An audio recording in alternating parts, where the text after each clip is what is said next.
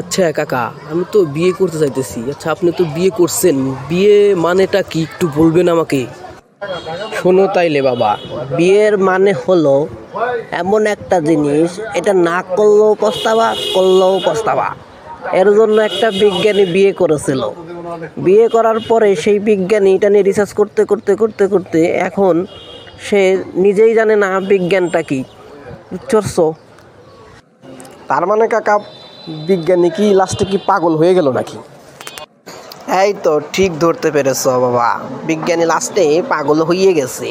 আর এই যে দেখছো আমার মাথার চুল একটাও থাকবে না নে, দাঁত পড়ে যাবি, এটা দেও ওটা দেও, মাসে মাসে কাপড় দিও, শাড়ি দিও, কত টেনশন।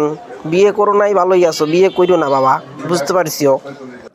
তার মানে বিয়ে আমি করব না, এই বিয়ে করে আমার জীবন শেষ হয়ে যাবে।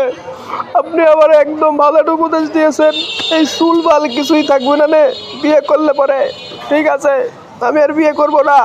বাপে ক্যাশকে বলে দিব আমার বিয়ে যদি ভেঙে দেয়। থ্যাংক ইউ ভাই, আপনি অনেক সুন্দর একটা কথা বলছেন।